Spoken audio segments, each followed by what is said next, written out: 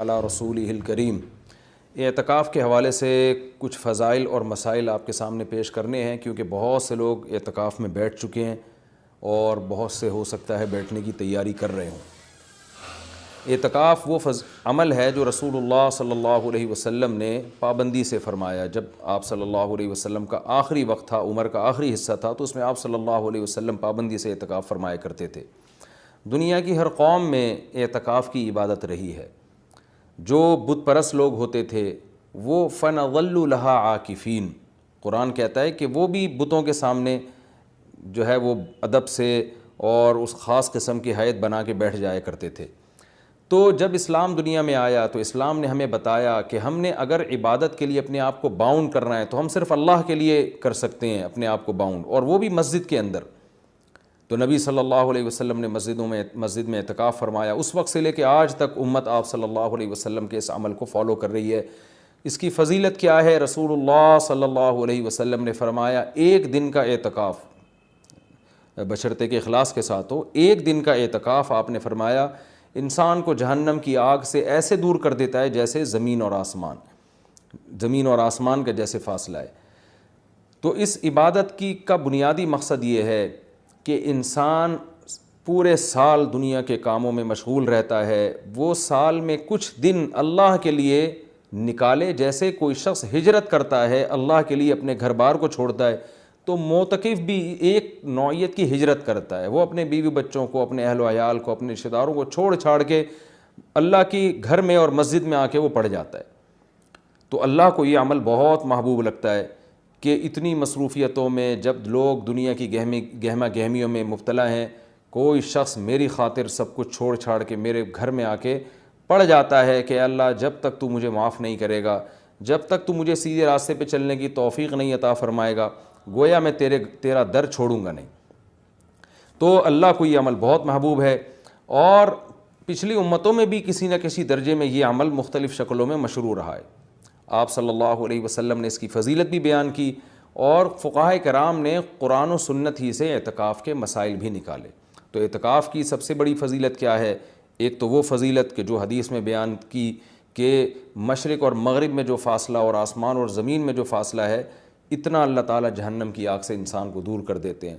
دوسری فضیلت اعتکاف کی کہ اس میں ہم آپ صلی اللہ علیہ وسلم کی ایک سنت کو فالو کر رہے ہوتے ہیں، جو کام نبی نے کیا ہم وہ کر رہے ہوتے ہیں۔ اور قرآن کہتا ہے لَقَدْ كَانَ لَكُمْ فِي رَسُولِ اللَّهِ أُسْوَةٌ حَسَنَةٌ، تمہارے لیے محمد صلی اللہ علیہ وسلم کے عمل میں اسوہ حسنہ، ایک اچھا نمونہ ہے، جیسے انہوں نے زندگی گزاری تم بھی ایسا کرو۔ تو نبی صلی اللہ علیہ وسلم کی سنت اس سے زندہ ہوتی ہے۔ دوسری فضیلت، تیسرا فائدہ اعتکاف میں کیا ہوتا ہے کہ آپ 10 دن جب مسجد کے ماحول میں گزارتے ہیں، مسجد کی ایک روحانیت ہوتی ہے، مسجد گناہوں سے پاک جگہ ہے، تو اس کچھ بھی نہ کریں، اس روحانیت کے اثرات آپ کے دل کے اندر جذب ہوتے ہیں، لاشعوری طور پر آپ کا دل اندر سے تبدیل ہوتا ہے۔ یہ اعتکاف کا تیسرا فائدہ۔ چوتھا فائدہ، آپ کو 10 دنوں تک باجماعت نماز پڑھنے کی توفیق ملتی ہے، آپ کو مسجد میں عبادت کی توفیق ملتی ہے، فارغ علماء کے بیانات سننے کی آپ کو توفیق ملتی ہے۔ یہ ایک بہت بڑا فائدہ ہے اعتکاف کا۔ اور سب سے بڑا فائدہ کیا، جو حدیث میں بھی منقول ہے، اور آپ صلی اللہ علیہ وسلم نے اعتکاف کی مشروعیت کی ایک وجہ یہ بھی بیان کی ہے کہ اس سے انسان کو لیلۃ القدر نصیب ہوتی ہے۔ آپ صلی اللہ علیہ وسلم لیلۃ القدر کی رات کی تلاش میں بھی اعتکاف فرمایا کرتے تھے، 10 دنوں کے لیے مسجد میں آ کے بیٹھ جایا کرتے تھے۔ تو معتکف کو یقینی طور پر لیلۃ القدر کی رات ملتی ہے۔ بالفرض اگر وہ سوتے ہوئے میں بھی لیلۃ القدر کی رات گزر جائے اور اس سے عبادت نہ ہو سکے، تو کم از کم اعتکاف والی عبادت تو اس کو لیلۃ القدر میں ملے گی۔ وہ قیامت کے دن یہ تو کہہ سکتا ہے اے اللہ لیلۃ القدر کی رات میں نے کوئی عبادت نہیں کی، لیکن اعتکاف والی عبادت مجھ سے ہوئی ہے، اس لیے کہ میں مسجد کے اندر موجود تھا۔ تو اعتکاف والے حضرات کو چاہیے کہ اعتکاف میں اگر آپ کچھ نہیں بھی کرتے، صرف فرض نماز پر اکتفا کرتے ہیں، تو آپ کو اعتکاف کا پھر بھی ثواب ملے گا۔ لیکن یہ جب اللہ کی طرف سے اتنا بہترین پیکیج آپ کو ملا ہوا ہے، آپ فارغ بھی ہیں، رمضان کا آخری عشرہ بھی ہے، اپنے آپ کو آپ نے باؤنڈ کیا ہوا ہے مسجد میں، تو سو کے یہ وقت گزار دینا یہ بہت بڑے اجر سے محرومی کا ذریعہ ہے۔ اس لیے معتکف کو اپنا وقت زیادہ سے زیادہ عبادت میں، تلاوت میں، نماز میں، دعاؤں میں لگانا چاہیے۔ اعتکاف میں انسان کی دعائیں بہت قبول ہوتی ہیں۔ تو رات کا آخری حصہ بھی ہو، اور رمضان کا آخری عشرہ بھی ہو، اور اعتکاف کی حالت بھی ہو، تو اتنے یعنی دعا کی قبولیت کا اس سے بڑا سبب کوئی ہو نہیں سکتا. تو معتکفین حضرات کو راتوں کے آخری حصے میں دعاؤں کا بہت زیادہ اہتمام کرنا چاہیے.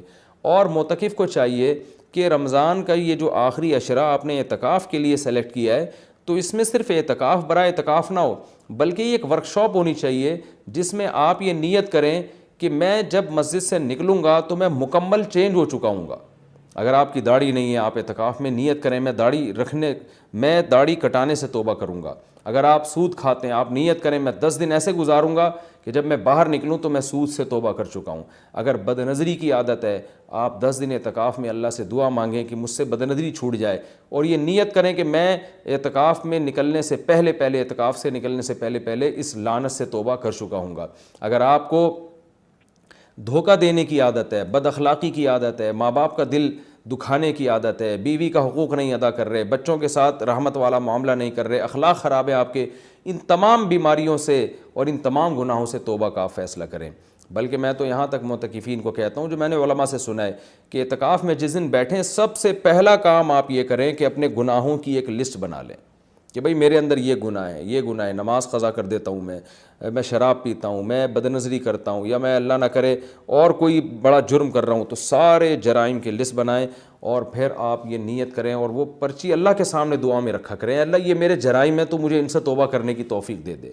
تو پھر وہ اعتکاف حقیقت میں آپ کا اعتکاف بنے گا. اور میں نے اپنی زندگی میں دیکھا ہے کہ جنہوں نے صحیح طرح سے اعتکاف کیا ان کی زندگیاں ہمیشہ کے لیے تبدیل ہو گئیں. اکثر توبہ کرنے والے وہ ہوتے ہیں جو اعتکاف میں جا کر ان کو توبہ کی توفیق ملتی ہے. تو یہ بہت بڑی عبادت ہے, اس کا اہتمام کرنا چاہیے. دوسری بات, پہلے دن سے اپنا عبادت کا کوئی اسکیجول بنا لینا چاہیے. ایسا نہ ہو کہ آپ آ کے بیٹھ گئے اب سوچنے میں 3 دن گزار دیں گے کہ آپ نے کرنا کیا ہے. تو اپنا ایک اسکیجول بنائے کہ بھئی تہجد کتنی, تراویح کی تو پابندی کرنی ہے, تہجد کتنی پڑھنی ہے اور کتنے پارے اس میں پڑھنے ہیں, یا کتنی مقدار میں تلاوت اس میں کرنی ہے, تسبیحات کتنی کرنی ہے, کون سی کرنی ہے, دعا کس وقت مانگنی ہے, کتنی دیر مانگنی ہے. یہ پورا ایک اسکیجول پہلے سے ہونا چاہیے آپ کا.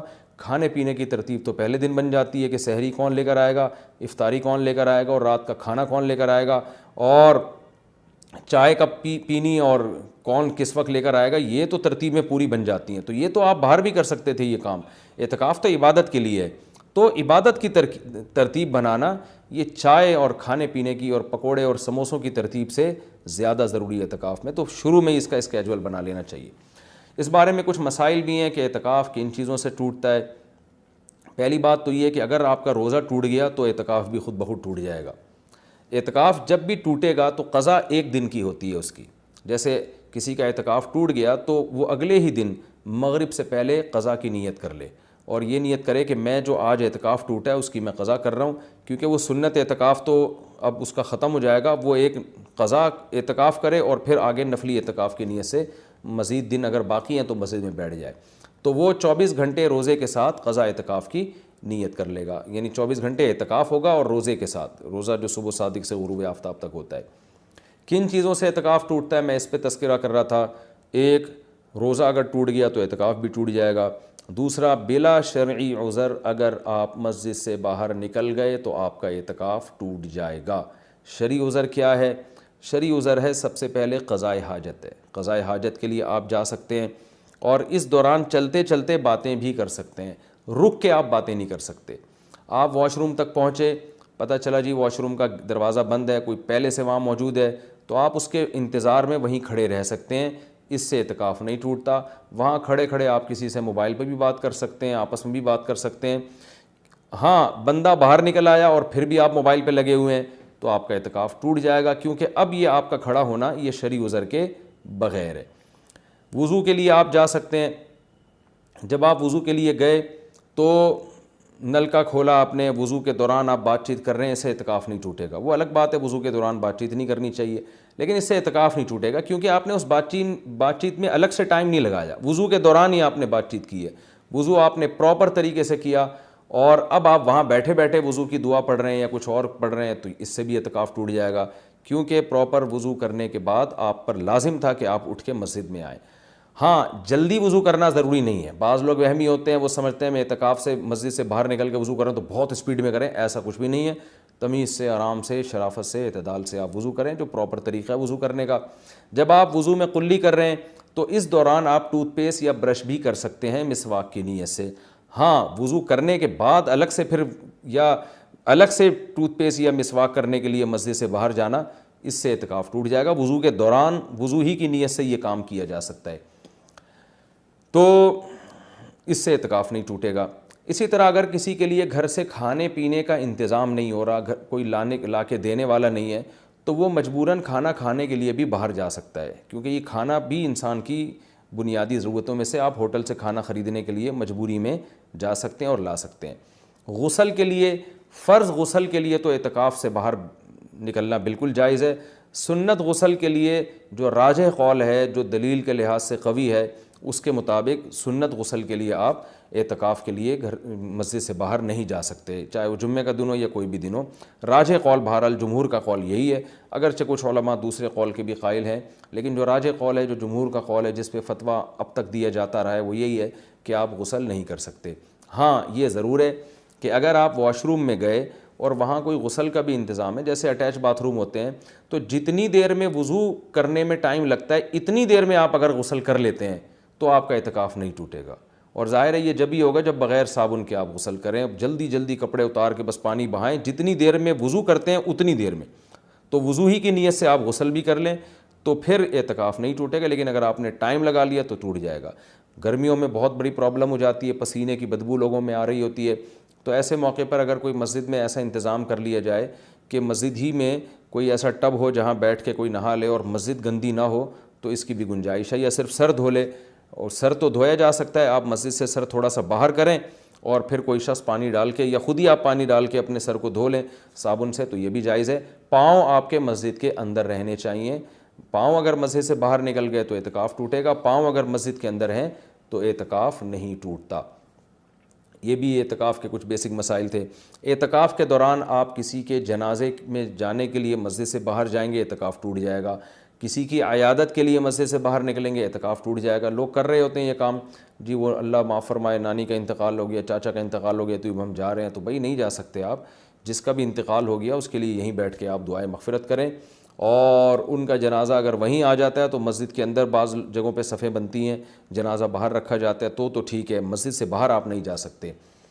اسی طرح ایک اور بھی گنجائش ہے کہ اگر کسی کو اعتکاف کے دوران پہلے سے پتہ ہے کہ مجھے کسی ضروری کام سے جانا پڑے گا، تو وہ مستثنیٰ بھی کر سکتا ہے، یعنی اعتکاف میں بیٹھنے سے پہلے وہ یہ نیت کر لے کہ فلاں دن اتنے ٹائم تک کا جو وقت ہے میں اعتکاف سے خارج کر رہا ہوں، تو وہ فلاں دن جب آئے گا تو وہ مخصوص ٹائم اس کا اعتکاف میں داخل ہی نہیں ہوگا، تو اس دوران وہ مسجد سے باہر جا سکے گا، اس کا اعتکاف نہیں ٹوٹے گا۔ یا وہ یہ کہہ لے کہ جیسے کسی نے پیپر دینا ہے تو وہ یہ نیت کر رہے کہ بھائی میں اعتکاف میں تو بیٹھ رہا ہوں، لیکن میرا ایم اے اسلامیات کا یا میرا اکنامکس کا پیپر ہے، تو میں جب پیپر کا ٹائم ہوگا تو میں جاؤں گا پیپر دینے کے لیے، اور پیپر دے کے فوراً واپس آ جاؤں گا، تو پہلے سے جو نیت کر لے گا تو اس میں وہ ٹائم اعتکاف میں داخل ہی نہیں ہوگا، اور اس عمل کی وجہ سے اس کا اعتکاف ٹوٹے گا نہیں۔ البتہ سنت بہرحال یہی ہے کہ پراپر 10 دن تک مسلسل اعتکاف کیا جائے۔ تو یہ کچھ موٹے موٹے مسائل تھے اعتکاف کے۔ اور رمضان میں روزے کی حالت میں سرما لگانے سے، کان میں آنکھ میں دوا ڈالنے سے روزہ بھی نہیں ٹوٹتا، اعتکاف بھی نہیں ٹوٹتا۔ خوشبو لگانے سے نہ روزہ ٹوٹتا ہے نہ اعتکاف ٹوٹتا ہے۔ باتیں کرنے سے بھی نہ روزہ ٹوٹتا ہے نہ اعتکاف ٹوٹتا ہے، لیکن اعتکاف میں زیادہ باتیں نہیں کرنی چاہیے، عمل کو زیادہ فوکس کرنا چاہیے۔ اور اگر کوئی گپ شپ لگاتا بھی اعتکاف میں تو اس سے کچھ نہیں ہوتا، لیکن اعتدال سے مسجد کے آداب کا خیال کرتے ہوئے، تو اعتدال سے اگر کوئی مسجد میں رہے اور مسجد کے آداب کا خیال کر کے بات چیت بھی اعتکاف کے دوران کرتا ہے تو یہ ناجائز عمل نہیں ہے۔ ایک بات جو آخری بات، اعتکاف میں موبائل کا استعمال کم کریں اور اس کو مثبت ایکٹیویٹیز کے لیے محدود کر دیں۔ فون پہ باتیں کرتے رہنا، ویڈیوز دیکھتے رہنا فیس بک کی، یہ تو سارا ٹائم آپ کا فیس بک برباد کر دے گا۔ کوئی کام کی علمی بحث دیکھنی ہو تو ایک الگ بات ہے، لیکن ویڈیو گیم اور ان چیزوں میں اعتکاف کو برباد کرنا یہ بہت بڑی محرومی کی بات ہے۔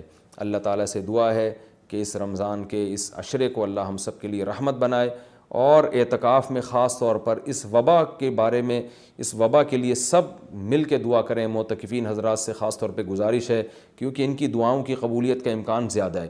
یہ جو کرونا کی وبا انڈیا میں پھیلی ہوئی ہے، پوری دنیا کو اپنے لپیٹ میں لیا ہوا ہے، لاکھوں لوگ لقمہ اجل بن گئے، پتہ نہیں کتنوں کی موت اور مقدر ہے۔ تو گڑ گڑا کے معتکفین حضرات سے گزارش ہے کہ اس رات اللہ سے دعا مانگے، خاص طور پہ ختم قرآن کے موقع پر خوب اللہ سے دعا مانگیں کہ اللہ اس وبا کو انسانیت سے دور کر دے، اور اس وبا سے ہونے والی تباہی سے اللہ ہم سب کو بچا لے۔ ہم کمزور ہیں اور ہمارے ایمان بھی کمزور، ہمارے جسم بھی کمزور، تو ہم صبر والی زندگی نہیں مانگتے کہ آزمائشیں آئیں اور صبر کریں، بلکہ ہم اللہ سے شکر والی زندگی مانگتے ہیں۔ اللہ تو ہمیں نعمتیں دے اور شکر کی توفیق دے۔ ہاں اگر کوئی مصیبت مقدر میں ہے ہی تو اللہ ہمیں صبر کی توفیق دے، لیکن اللہ ہم سے مصیبتوں کو دور کر لے۔ تو اس وبا کے لیے خاص طور پر دعا مانگنی چاہیے سب کو مل کے کہ انڈیا میں جو حالات ہیں، اللہ ان حالات سے انڈیا کے مسلمانوں کو اور وہاں کے دوسرے انسانوں کو، جو بھی لوگ وہاں بستے ہیں، سب لوگوں کو اللہ محفوظ رکھے اور پوری دنیا کو اس وبا سے اللہ تعالیٰ بچائے۔ شاید اللہ معتکفین کی دعا کی برکت سے اس آئے ہوئے عذاب کو انسانیت سے ٹال دے۔ اللہ تعالیٰ ہم سب کو سمجھنے کی، عمل کرنے کی توفیق عطا فرمائے۔